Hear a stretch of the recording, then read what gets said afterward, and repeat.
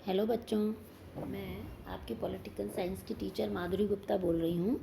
कल हम ब्रिटेन के संविधान के बारे में पढ़ रहे थे। कल हमने उसका परिचय देखा था कि किस तरह से ब्रिटेन में जो निरंकुश राजतंत्र है वो लोकतंत्र में धीरे धीरे परिवर्तित हो गया। और उसका मुख्य कारण ये है कि जो ब्रिटेन के लोग हैं वो वैसे तो अनुदारवादी या रूढ़िवादी प्रवृत्ति के हैं, लेकिन उन्होंने नई चीज़ों को उन परंपराओं के साथ में अपनाया और इस तरह से एक नई चीज़ सामने आई कि जो निरंकुश राजतंत्र था वो समाप्त हो गया और बिना हिंसा, बिना रक्तपात और बिना क्रांति के एक वैधानिक लोकतंत्र की स्थापना हुई।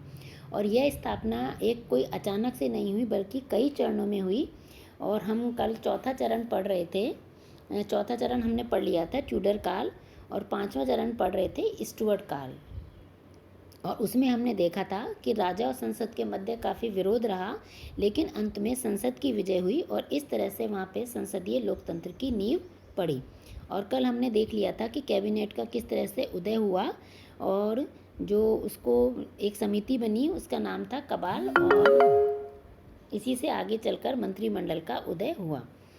और इसी काल में एक और मुख्य परिवर्तन हुआ, अधिकार पत्र। ये मुख्य परिवर्तन ये था कि 1689 में एक गौरवपूर्ण क्रांति हुई, और वो क्रांति कोई रक्तपात क्रांति नहीं थी बल्कि शांतिपूर्ण तरीके से हुई, जिसमें संसद की विजय हुई और संसद के द्वारा एक अधिकार याचना पत्र बनाया गया, उसको इंग्लिश में कहते हैं पिटिशन ऑफ राइट, और वो मनवाने में सफल हुई। यानी राजा ने उस पर हस्ताक्षर किए जिसमें कुछ बातें थीं और जिसके द्वारा राजा की शक्ति को सीमित कर दिया गया।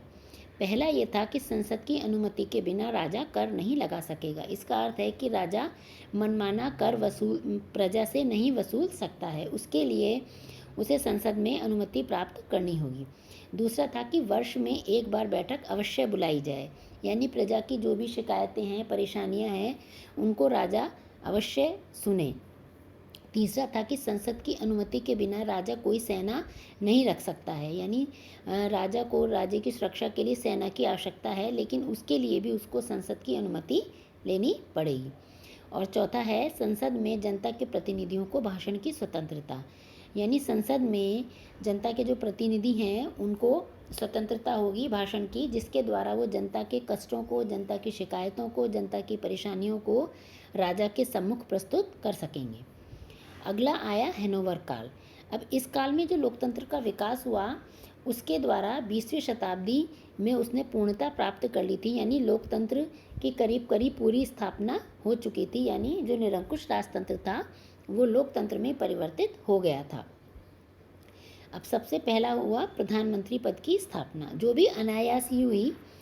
प्रारंभ में वहाँ के जो राजा थे वही मंत्रिमंडल की बैठकों की अध्यक्षता करते थे, लेकिन इस समय जो राजा बने, राजा जॉर्ज, उनको इंग्लिश नहीं आती थी, इसलिए उन्होंने बैठकों में भाग लेना बंद कर दिया। क्योंकि उन्हें इंग्लिश नहीं आती थी तो उनको उन बैठकों में कोई रुचि नहीं थी, और उन्होंने अपने जो विग पार्टी के प्रभावशाली नेता थे सर रॉबर्ट वॉलपोल को मंत्रिमंडल की बैठकों की अध्यक्षता का कार्य सौंप दिया, यानी वे नहीं जाते थे और उन्होंने उनको भेज दिया, और वही मंत्रिमंडल की बैठकों की अध्यक्षता करते थे, और उसे ही बाद में प्रधानमंत्री कहा गया। तो इस तरह से प्रधानमंत्री पद अनायास ही विकसित हुआ, जो लोकतंत्र में प्रमुख रूप से शक्ति का केंद्र है, मुख्यतः संसदीय प्रणाली में।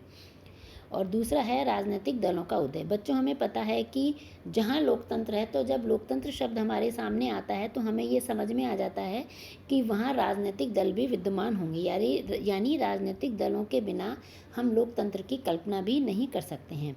और इसी तरह से ब्रिटेन में भी 18वीं और 19वीं शताब्दी में राजनीतिक दलों का उदय हुआ, और इसी के साथ मंत्रिमंडलीय प्रणाली का भी उदय हुआ। अगला है कॉमन सभा का प्रजातांत्रिकरण।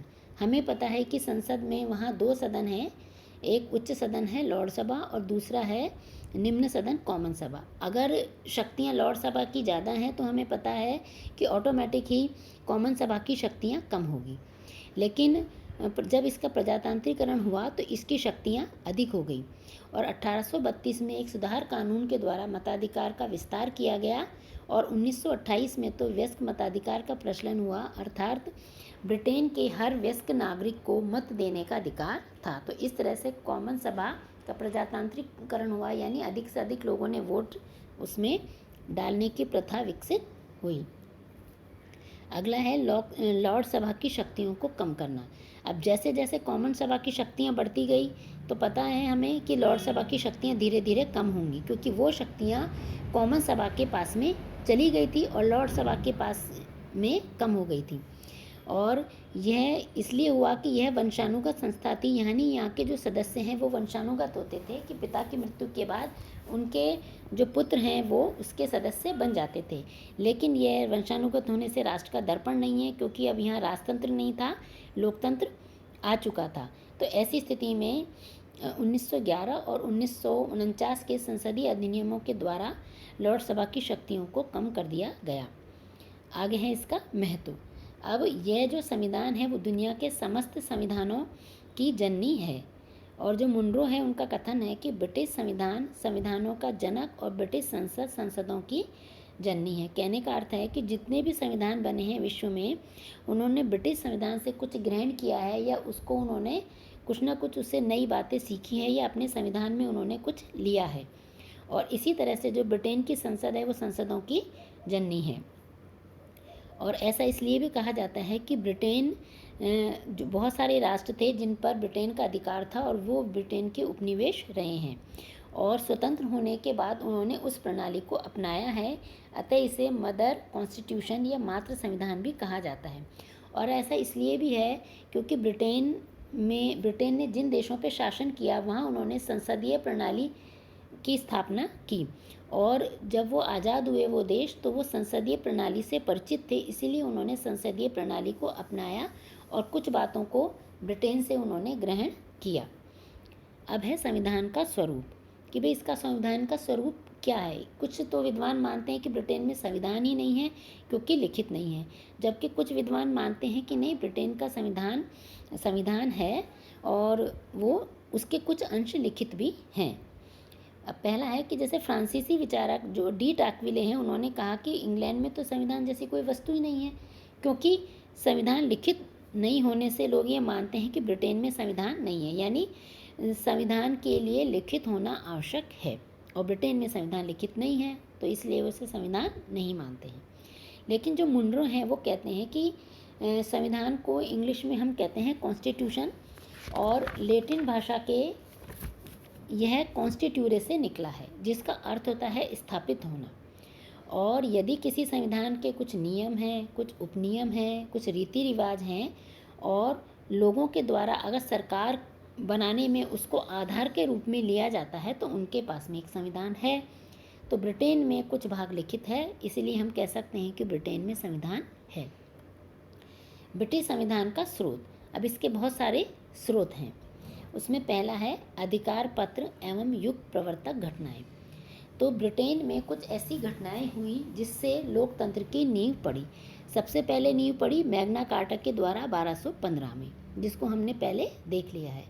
उसके बाद अधिकारों की याचना 1869 में, पिटिशन ऑफ राइट जिसे हम कहते हैं, 1701 में सेटलमेंट एक्ट, और संसदीय अधिनियम 1911 और 1949 के, जिसके द्वारा लॉर्ड सभा की शक्तियों को कम कर दिया था।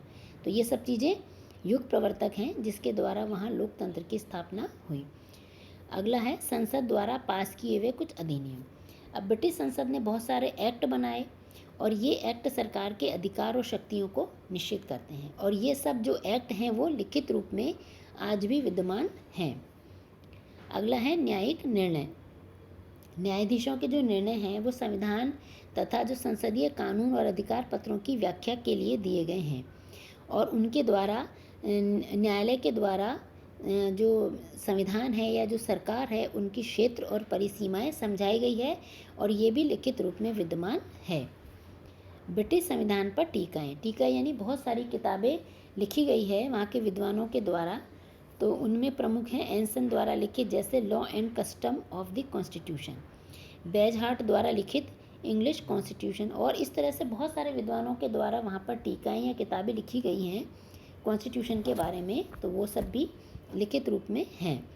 सामान्य विधि, मुनरो के अनुसार सामान्य विधि का तात्पर्य उन वैधानिक नियमों से है जो संसद द्वारा बिना प्रयत्नों के ही उत्पन्न हो गए और समय बीतने पर संसद समस्त देश में मान्यता प्राप्त कर ली गई। यानी संसद में बिना किसी प्रयत्न के ये उत्पन्न हो गए और सामान्य विधि के रूप में आज भी विद्यमान है और उन्हें कानूनी मान्यता भी प्राप्त है। और छठा है परंपराएं व रूढ़ियाँ, और ये इम्पोर्टेंट है कि यह ब्रिटिश संविधान का सबसे महत्वपूर्ण स्रोत है। एक तो परंपराएं और रूढ़ियाँ हमें पता है कि लिखित रूप में नहीं होती है, जैसे कि हमारे भी समाज में बहुत सारी परंपराएं हैं, वो कहीं लिखी नहीं है। ऐसी तरह से ब्रिटेन में भी वो लिखित नहीं है, लेकिन उन्हें लिखित कानूनों के समान ही मान्यता प्राप्त है और ये संसद द्वारा बनाई भी नहीं गई हैं, अपितु संयोगवश उत्पन्न हो गई हैं। जैसे हमने पहले पढ़ा था कि पहले तो सम्राट मंत्रिमंडल की बैठकों की अध्यक्षता करता था, लेकिन जॉर्ज जो राजा थे उनको इंग्लिश नहीं आती थी, तो इसीलिए उन्होंने बैठकों की अध्यक्षता लेना छोड़ दिया और यहीं से उन्होंने अपने जो प्रधानमंत्री थे उसको वहाँ मंत्रिमंडल की बैठकों की अध्यक्षता लेने का अधिकार प्रदान किया और यह परंपरा आज भी चली आ रही। तो यह कहीं लिखित नहीं है, लेकिन ये परंपरा और रूढ़ियाँ वहाँ के राजनीतिक जीवन में इतनी अच्छी तरह से रच बस गई हैं कि उन्हें कहीं लिखने की आवश्यकता नहीं है, वे स्वयं ही उनका पालन करते हैं। और हमने पहले भी पढ़ा था कि जो ब्रिटेन के लोग हैं परंपरावादी हैं, रूढ़िवादी हैं, वो परंपराओं के साथ नई चीज़ों को अपनाते हैं, बल्कि अपनी परंपरा और रूढ़ियों को छोड़ते नहीं हैं। तो ये उनकी विशेषता है। आज का जो लेक्चर है वो यहीं समाप्त होता है। कल हम देखेंगे ब्रिटिश संविधान की विशेषताएं। धन्यवाद।